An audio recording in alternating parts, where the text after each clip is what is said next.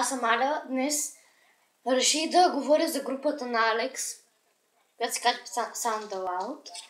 Първо ще говоря за Леонардо Чечи, който играе в ролята на Алекс.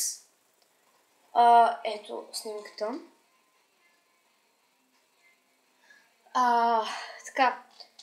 Той е оптимист, умен, мил и находчив, щедър и е винаги готов да защити и да помогне на приятел в нужда. Според вас, според мен е малко сладък. Така, сега ще видим за Никол.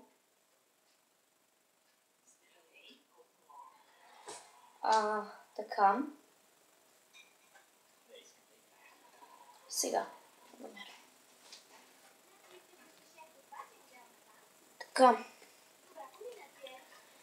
Всъщност следва Линда, Роберта Димичеле. Странни имена има. Така, тя е популярно момиче, кралицата на колежа. Тя е приятелка на Том и двамата заедно са сила, с която всеки се съобразява. На мен не ми харесва много, но все пак да видим.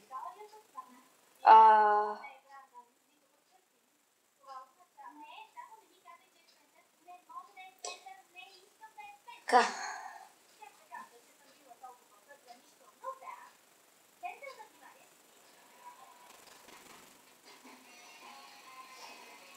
Сега да видим дали ще заради за Никол.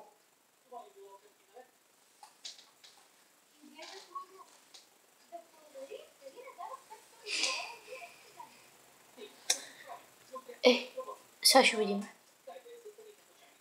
Добре, заради за Никол. Елеонора Гаджеро. Тя е разумна и щедра. Твърде сериозна понякога и се стреми да направи света по-добър. Да. Това е яко. Сега за Том.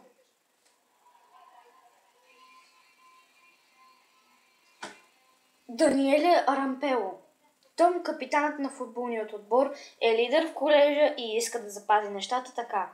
Той не се радва, когато Алекс и неговите приятели пристигат в колежа, защото той се смята за най-красив и Кристиан му отнема това право, когато отива в колежа. Но все пак. Сега да видим за Кристиан.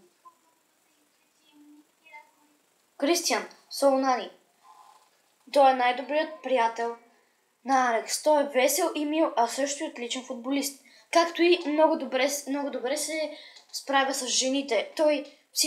Всички момичета харесват него, но той не харесва нито една и всички. Сега ще видим за...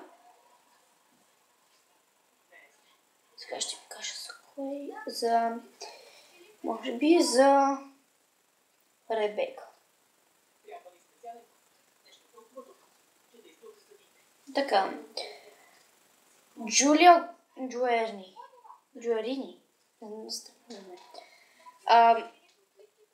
В случай, че не знаете коя е тя, сега ще ви покажа на снимка.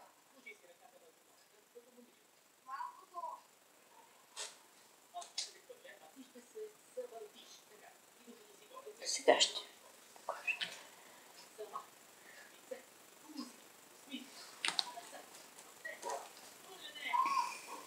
Ето. Ребека. Тя е най-добрата приятелка на Линда и се мисли за късметлика, понеже е близка с най-популярното момиче в колежа. Тя е вярна на Линда и я подкрепя безусловно, но не бих казала точно така, защото в серията, която преди малко гледах, се разбра, че Линда е ужасна и Линда и Ребека заедно с не мога да се сетя с Саманта. Ето това е Саманта. Гледах опитаха да избягват Линда, но явно не се получи. Асия Корвино. Саманта също е член на малката групичка на Линда. Почитателка на модата. Нейният истински талант е да имитира хората, което е вярно, но е малко...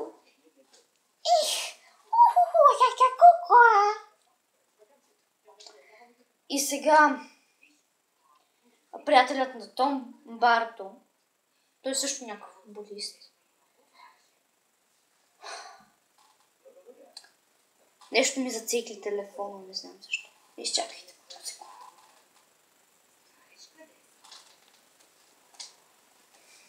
Хайде де.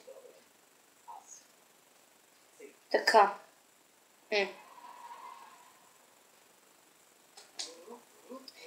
Барто в ролята Анис Рондане.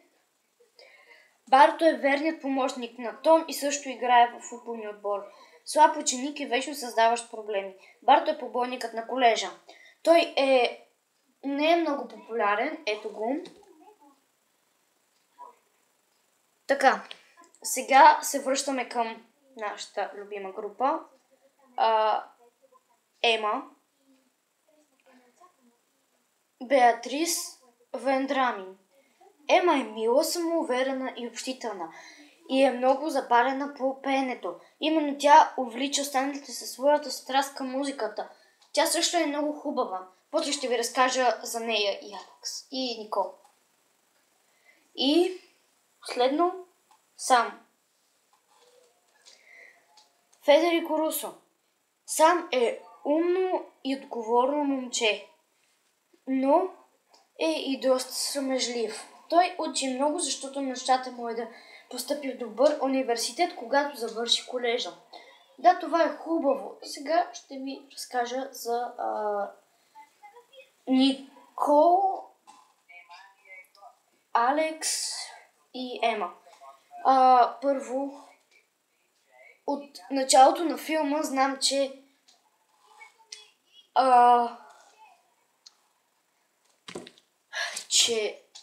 Никол харесва Алекс, но той не ядне. След това с Алекс и Ема станаха гаджета, но нещо не стана както трябва и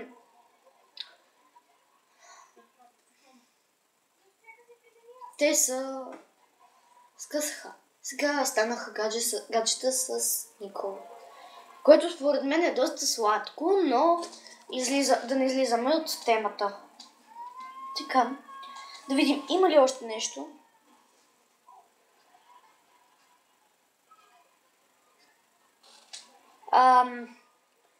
Сега за мен, на кого мисля, че приличам най-много? Мисля, че на Никол, защото и аз не обичам много да се показвам на публични места като нея.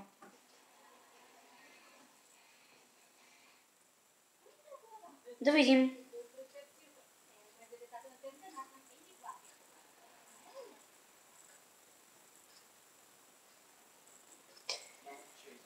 Така, трябва да изчакаме.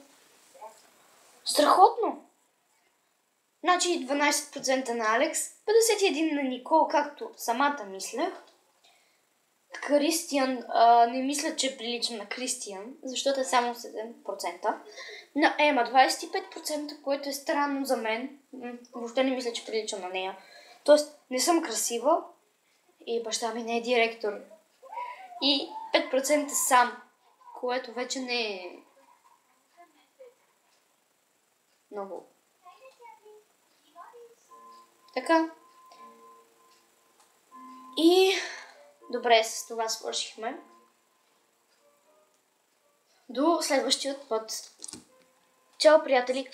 И не изключвайте, изчакайте, не съм свършила.